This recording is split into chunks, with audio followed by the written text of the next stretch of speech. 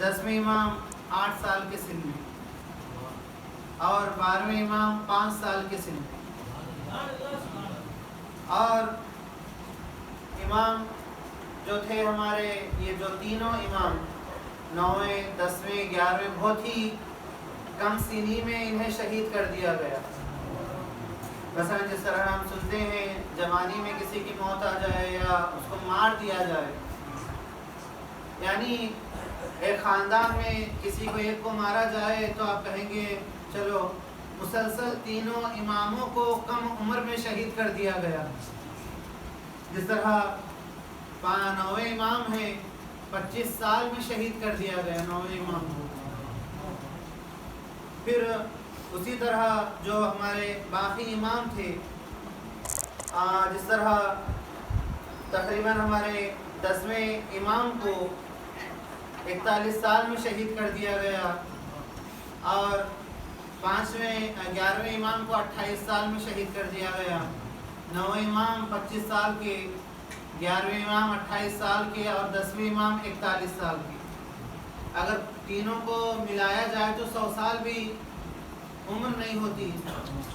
वो ज़माना तो बहुत ज़्यादा उम्र गुजारने वाले लोग थे। यानी कम उम्री में शहीद करने की असली वजह भी यही थी कि 12वां इमाम दुनिया में आने ना पाए ताकि इन्हें जल्दी से शहीद कर दिया जाए। लेकिन जो मंजूर खुदा है, जो हुज्जत खुदा है, जो अल्लाह का इरादा है, वो होके रहेगा। ऐज़ान गिरामी, जल्दी से ताकि हमारे जहनों में कुछ बातें रहे इमाम के ताल्लुक़ से। इमाम कहाँ पैदा हुए, कहाँ शहीद हुए। उनका शहीद करने वाला मुतवक्किल अब्बासी था, बहुत बड़ा मलऊन था, मामूली नहीं। जो हमेशा वो जिस तरह हम नमाज में दुआओं में कहते हैं ना, ज़ियारतों में पढ़ते हैं कि या लैतनी कुन्त मअकुम फअफ़ूज़ फ़ौज़न अज़ीमा, काश के हुसैन, इमाम हुसैन हम करबला में होते तो आपके साथ, आपके हमरा हम भी शहीद होते। तो ये मुतवक्किल मलऊन ये दुआ करता था, काश कि यजीद में तुम्हारे साथ होता, तुम्हारे साथ होकर इन्हें इसी तरह मैं शहीद करता। तो बाद में बहुत सारे कारनामे हैं, इसने इमाम हुसैन के रोज़े को मुनहदिम किया। जिस तरह कहते हैं ना ट्रैक्टर चलाना, जिस तरह ज़राअत के लिए खेत को किस तरह करते हैं, उस तरह करने की इसने कोशिश की। कई मरतबा इसने रोज़े को तोड़ा इमाम। तो इंशाअल्लाह अर्ज़ करूँगा, इमाम की आधी उम्र मदीने में गुजारे। इमाम की विलादत मदीने में हुई है, आधी उम्र मौला मदीने में गुजारे, बाकी आधी सामिरा में ज़बरदस्ती इमाम को लाया गया, पकड़ कर कहाँ ला दिया गया। और जहाँ इमाम को दफन किया गया वही इमाम का घर भी है और वही इमाम के लिए मसलन खैर खाना भी वही था कि इमाम को उसमें रखा गया। और जिसमें यानी 10वें इमाम 11वें इमाम जिस घर में दफन है, घर भी वही है, उनका मकबरा कब्र भी वही जगह बनाई गई। दो और खातून जहाँ उसमें दफन है, नरजिस खातून है, हकीमा खातून है, जो इमाम के वहाँ हमरा दफन है। ऐज़ान गिरामी, इमाम के हदीस से अर्ज़ कर रहा था, इमाम इरशाद फरमा रहे हैं, अद्दुनिया सूखुन, दुनिया एक बाजार है। हम समझते हैं दुनिया आइश की जगह है, दुनिया अलग अलग तरीक़ों से दुनिया की ताबीर बयान की गई। जिस तरह मौलाए कायनात फरमाते हैं दुनिया सांप की तरह है। मसलन कोई उसके ऊपर हाथ रखे तो ऐसा लगता है बहुत नरम है, बहुत मुलायम है, बहुत अच्छी तरह है, अरे ये तो बहुत नाजुक है, नरम है। लेकिन जब वो डसती है तो फिर उसका जहर इस तरह हमारे बदन में पहुंच जाता है कि हम दुनिया को खुदा हाफिज कर देते हैं।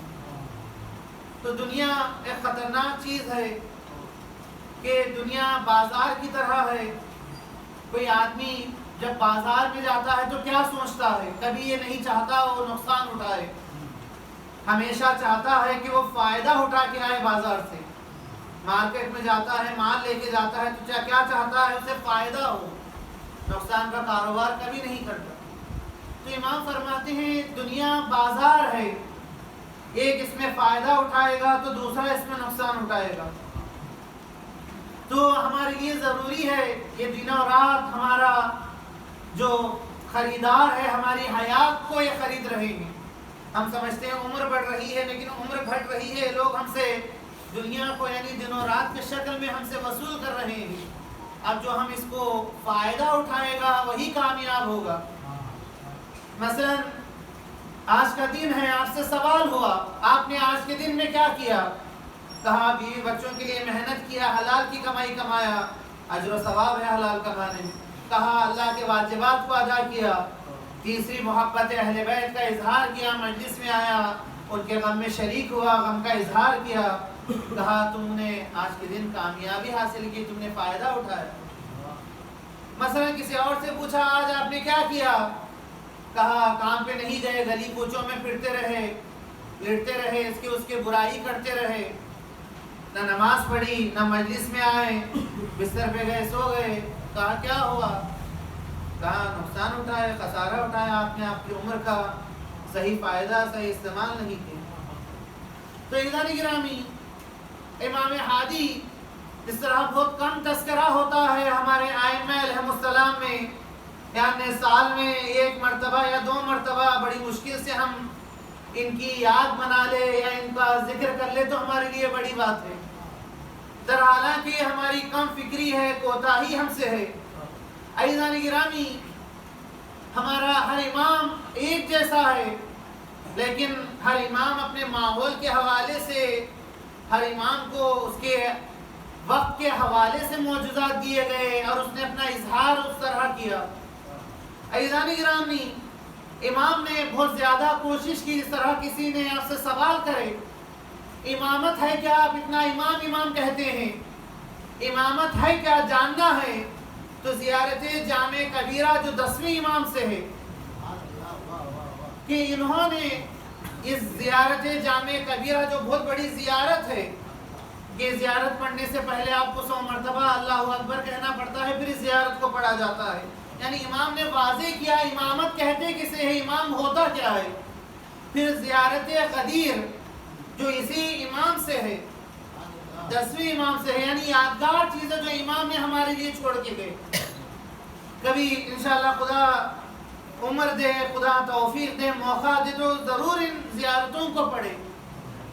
تو لہٰذا عزیزان گرامی جلدی سے چند واقعات آپ کے گوش گزار کروں کہ عزیزان گرامی امام کی شخصیت یہ ہے, ہم نظر و نیاز بہت سارے کرتے رہتے ہیں, باب الحوائج کی نظر کرتے ہیں, امام حسن امام حسین متعدد چیزیں, لیکن 10ویں امام کی خصوصیت یہ ہے چاہنے والوں کا, شیعہ کا, ماننے والوں کا نظر کرنا اور بات ہے. جس کے گھر میں سب سے بڑا دشمن خدا پل رہا ہو, جس کے گھر میں سب سے بڑا دشمن اہل بیت رہتا ہو, اگر اسی کی ماں اگر امام کی نظر کرے تو شخصیت سمجھ میں آتی ہے. 10ویں امام کہتے کسے ہیں, شان کیا ہے امام کی,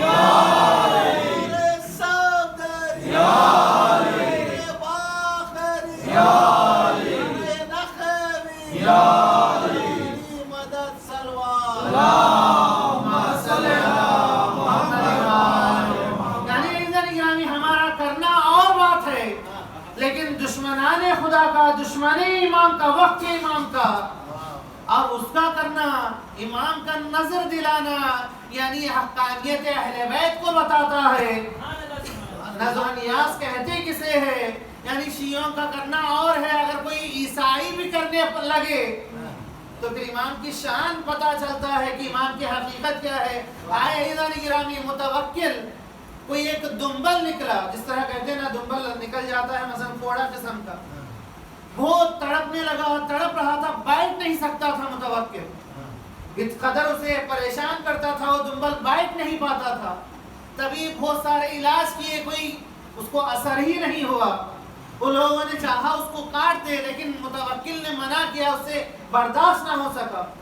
تو کہتے ہیں مادر متوکل نے متوکل کی ماں نے نظر کیا 10ویں امام کا کہ میں 10,000 دینار امام کی نظر کروں گی اگر میرا بیٹے کو شفا مل جائے گی. اگر میرا بیٹے کو شفا مل گئی تو میں 10,000 دینار امام کو دوں گا. یہ کب پتا چلا متوکل اتنا ملعون تھا، اتنا بدماش تھا کہ وہ ہر بار ہر رات یعنی آدھی رات کو کبھی 10 بجے کبھی آدھی رات کو نصف شب کے بعد امام کے گھر سپاہیوں کو بھیج دیتا تھا کہ امام کو اذیت کرے، امام کو پریشان کرے۔ تو عزیزان گرامی ایک مرتبہ اس نے سپاہیوں کو آدھی رات بھیج دیا، امام مشغول نماز سے مشغول قرآن پڑھ رہے تھے، آدھی رات کو آئے سپاہی تلاشی کرنے لگی۔ امام نے سوال کیا کیوں تلاشی لے رہے ہو؟ کہا کہ ہمیں پتہ چلا ہے کہ آپ حکومت کے خلاف سازش کر رہے ہیں، اسلحہ جمع کر رہے ہیں۔ کہا تلاشی لے لو، لے لیے تو ایک جگہ 10,000 دینار کی اشرفیوں کی تھیلی، درہم کے اشرفیوں کی تھیلی وہاں ملی، وہ لائے، متوکل کے پاس لا کے رکھا گیا، دیکھو امام پیسے جمع کر رہے ہیں حکومت کے خلاف۔ کہا 10,000 درہم امام نے جمع کر لیا۔ امام کو بلایا گیا، امام آئے، کہا پوچھا یہ پیسے کہاں سے آپ کے پاس؟ کہا تم مجھ سے نہیں تیرے ماں سے سوال کر، تم مجھ سے پوچھ رہا ہے، تیرے ماں سے سوال کر، یہ مہر جو لگا ہوا ہے تھیلی پہ تیری حکومت کی مہر ہے، یا تیرے ماں سے سوال کر تو کیوں؟ اس نے کہنے لگا میری ماں کو کیوں بلاؤں؟ کہا بلائے گا تو پتا چلے گا۔ جب اس کی ماں آئی تو کہا امام کو دیکھا تو امام کے قدموں پہ گر گئی کہ میرے بیٹے کی جان بچانے والی شخصیت آپ ہے۔ کہا پریشان ہو گیا، کہا کس لیے؟ کہا جب دنبل تمہارا کم نہیں ہو رہا تھا تم پریشان ہو رہے تھے، میں نے نظر مانی تھی اگر وہ کم ہو گیا تو 10,000 درہم امام کی میں نظر کروں گی، یہ اسی کے پیسے ہیں، یہ اسی کے اشرفیہ ہے۔ صلوات پڑھیں محمد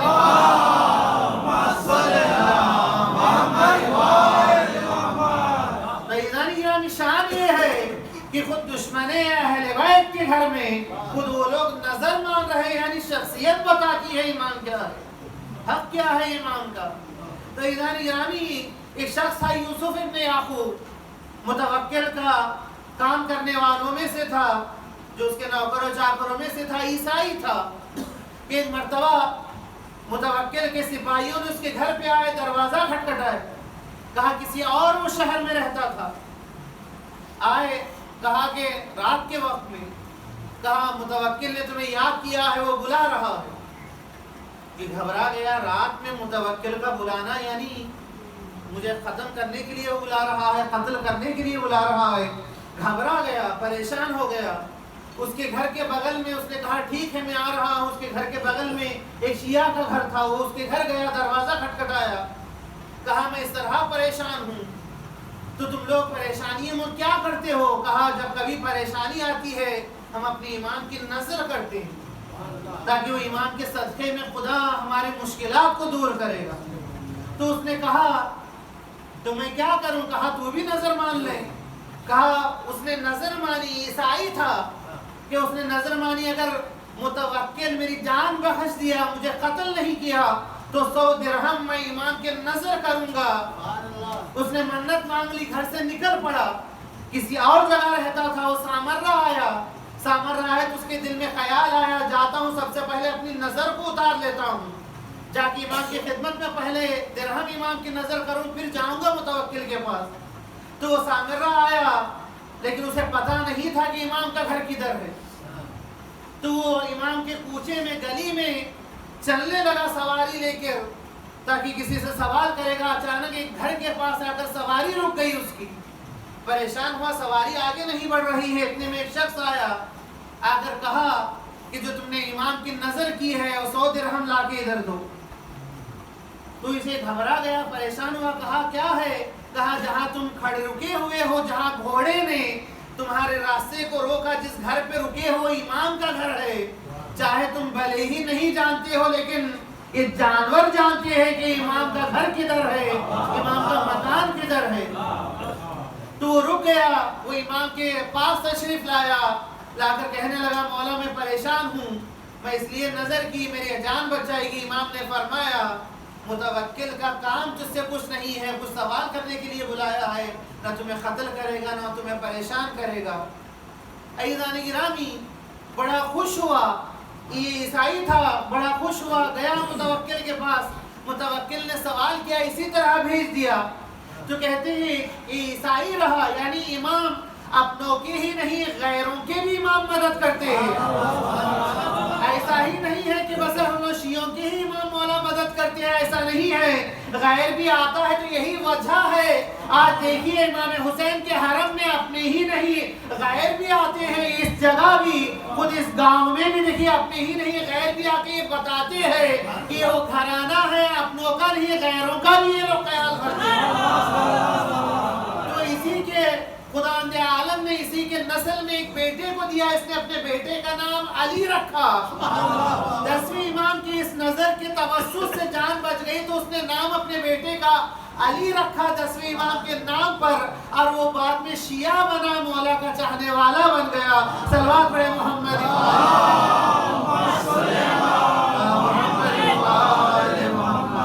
تو ایزان گرامی بہت سارے واقعات ہیں، جلدی سے سمیٹ رہا ہوں باتوں کا۔ ایزان گرامی کہ فائدہ کیا ہے ہمارا اہل بیت کو یاد کرنے کا؟ اس طرح اس سے پہلے بھی میں عرض کیا تھا، کہتے ہیں امام کے لیے دعا کریں، ظہور کے لیے دعا کریں، فائدہ کیا ہے؟ کہا امام کا ظہور ہمارے لیے فائدہ ہے، امام کے لیے نہیں ہے۔ امام ظہور کریں گے، جو مسلمانوں پہ جو مشکلات ہے، جو مسلمانوں پر جو ظلم و ستم ہوتا ہے، اس کا بدلہ لینے والا کون ہے؟ آج ہم پہ کوئی مصیبت آتی ہے، ہم کس کے پاس جا کر اپنی مشکل بیان کر سکتے ہیں؟ کہا کوئی نہیں ہے ہمارا مددگار، کوئی نہیں ہے۔ تو کہا امام آئیں گے تو وہ مولا ہمارا مشکل کشا ہے۔ وہ امام آئیں گے تو جب عدل و انصاف اس طرح کائنات میں بھر دیں گے، تو لہٰذا ہمارے لیے ضروری ہے کہ ہم جا بجا ہر جا امام کے ظہور کے لیے دعا کریں، تاکہ خداوند عالم ان کے طفیل میں ہماری دنیا و آخرت کی مشکلات حل ہو جائے۔ عزیزان گرامی، بڑا مشہور واقعہ ہے، ایک زیدیہ فرقے کا شخص تھا۔ زیدیہ ایک فرقہ ہے، بہت سارے فرقے ہیں۔ زیدیہ یعنی چوتھے امام کے بعد 5ویں امام کے بجائے چوتھے امام کے بیٹے زیدی کو یہ لوگ امام مانتے۔ زیدیہ فرقہ تھا، وہ کہتا ہے کہ ایک مرتبہ ہمارے مشکلات پڑ گئے جہاں ہم رہتے تھے، تو ہم نے متوکل سے اپنی پریشانی بیان کرنے کے لیے، متوکل سے مدد مانگنے کے لیے ہمارا قبیلہ خاندان، ہم سارے لوگ گاؤں کے نکل پڑے تاکہ متوکل سے جا کر اپنی پریشانی بیان کریں۔ وہ زمانہ ایسا نہیں تھا، بڑی آسانی سے حاکم لوگوں سے ملتا تھا، بات چیت ہوتی تھی۔ ہم گئے دروازے پہ، اس کے انتظار کرنے لگے تاکہ اس کی اجازت ملے گی تو ہم جا کے پریشانی بیان کریں، لیکن دیکھا بھیڑ جمع ہو کر ہے متوکل کے دربار کے پاس باہر۔ ہم نے سوال کیا کس لیے اتنے سارے لوگ جمع ہیں؟ کہا متوکل بڑا غضبناک ہے، وہ چاہتا ہے کہ شیعہ کے 10ویں امام کو شہید کر دے، انہیں قتل کرنے کے لیے انہیں بلایا ہے۔ میں مانتا نہیں تھا، میرا عقیدہ نہیں تھا۔ میں اتنے میں دیکھا ایک خوبصورت نوجوان جس کا چہرے سے نور ساطع تھا، نور نکل رہا تھا۔ جیسے ہی میں نے ان کو دیکھا پہلی بار تو میرے دل میں ان کی محبت آ کے بیٹھ گئی، ان کی محبت میرے دل میں آ گئی ایک لمحے میں۔ جیسے ہی میں ان کو دیکھا، خوبصورت ہے، نوجوان ہے، میں نے اسی جگہ پر دعا کرنے لگا، خدایا یہ اولاد رسول ہے اور بڑا نورانی شخصیت ہے۔ میں وہیں پر دعا کرنے لگا کہ خدایا ان کی جان کی حفاظت فرما، خدایا متوکل سے ان کو بچا لے۔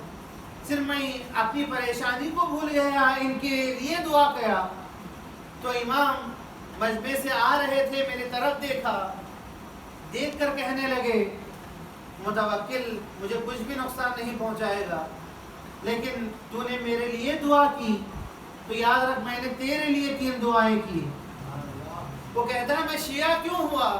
کہتے ہیں امام، حالانکہ میں نے زور سے نہیں کہا، امام کہیں دور تھے، لیکن کس طرح وہ غیب کو جانتے ہیں، کس طرح میرے باتوں کو سنا، میرے پاس آئے، کہا میں نے تیرے لیے 3 دعائیں کی ہے۔ ایک، تیری مالی حالت بہتر ہو جائے گی، جیسے ہی تو اصفہان پہنچے گا آہستہ آہستہ تو مالدار ہو جائے گا، تو بہت زیادہ پیسے والا ہو جائے گا۔ دوسری، تیری حیات بڑھ جائے گی، تیری عمر بڑھے گی، میں نے تیرے لیے دعا کی، تو نے میری حیات کے لیے دعا کی، میں نے تیرے حیات کے لیے۔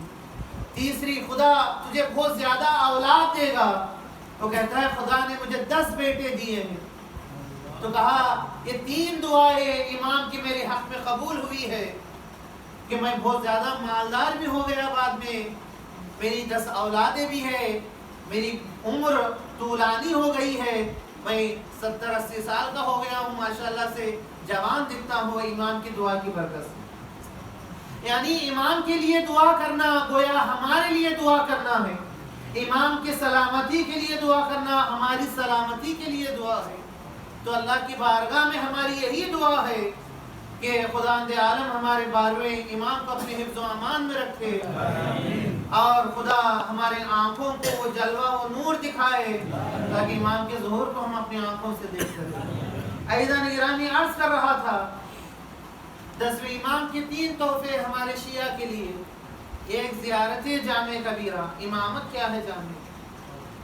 دوسری زیارت غدیر, جب مولا مدینے سے نکل لے سامر آ رہے تھے تو نجف میں 10ویں امام نے مولا کی زیارت کی, وہاں پر اس زیارت کو پڑھا, زیارت جامع کبیرہ کو پڑھا, زیارت غدیریہ, اور وہ مخصوص زیارت ہے جو مولا کائنات کی جو 10ویں امام نے پڑھا, جس کی ابتدا ہوتی ہے السلام علیک یا ولی اللہ انت اول مظلوم.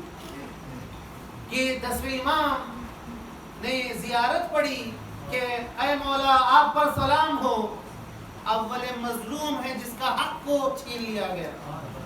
عزیزان گرامی, 10ویں امام کے اوپر وہ ظلم و ستم ہوا ہے, وہ مشکلات متوکل نے امام کو کس قدر اذیت کیا ہے. وہ کہتا ہے کہ وہ کہنے لگا سپاہیوں سے, کل 10ویں امام کو گرمیوں کے زمانے میں کہتا ہے سر سے امامہ نکال دو, پیروں سے ان کے جوتے نکال دو, میں خراسان کے گلیوں میں امام کو ننگا گھماؤں گا یا ننگے پیر گھماؤں گا تاکہ وہ دھوپ کا احساس کرے. میری سواری تیز چلے گی تو انہیں تیز دوڑانا, اگر میری سواری آہستہ چلے گی تو انہیں آہستہ چلانا. لوگوں کے درمیان عزیزان گرامی, یعنی 10ویں امام مظلوم کو, یعنی میں نے عرض کیا تھا نا, یہ وہی ملعون ہے جو یزید کے راہ پر چلتے ہوئے اپنے آپ کو فخر کر رہا تھا, جس طرح یزید ملعون نے اہل حرم کو, اہل بیت حرم کو جس طرح بازاروں میں گلیوں میں پیدل پھرایا تھا, اسی طرح اس نے 10ویں امام کو خراسان کے گلیوں میں ننگے پیر چلا رہا تھا, امام کو اذیت کر رہا تھا. عزیزان گرامی, امام کو اپنے آبا و اجداد یاد آ گئے ہوں گے. ارے میری پھوپھیا زینب ام کلثوم, ارے میری سکینہ اسی طرح بازاروں میں چلی ہے, ارے اسی طرح درباروں میں گئی ہے.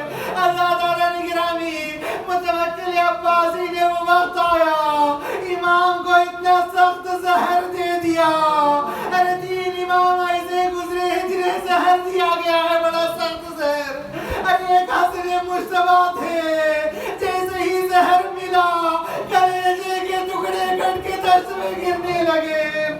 دوسرا امام 8ویں تھے, ارے جنہیں زہر دیا گیا, 8ویں امام نے اپنے چہرے پر چادر ڈال لیا تاکہ چہرے کی رنگت لوگوں کو پتہ نہ چلے. ہمارا 10واں امام جب زہر دیا گیا, امام بھی سر پر تڑپنے لگے. 11واں امام دیکھ رہے تھے کہ 10واں امام تڑپ رہے تھے. 10واں امام تڑپ کر اپنی جان کو دے دیا. 11ویں امام نے غسل دیا, کفن پہنایا, بڑی شان سے اسی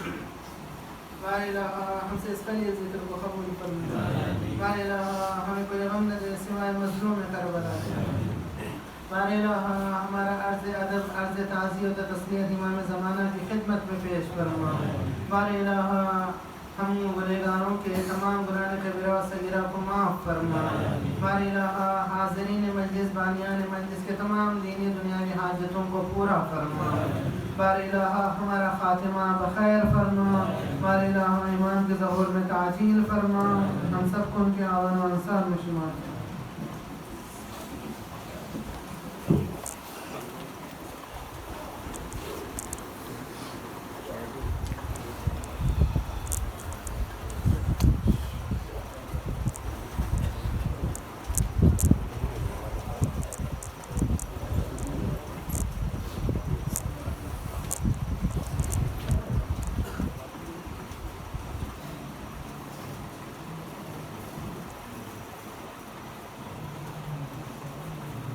فاتحہ میں صلوات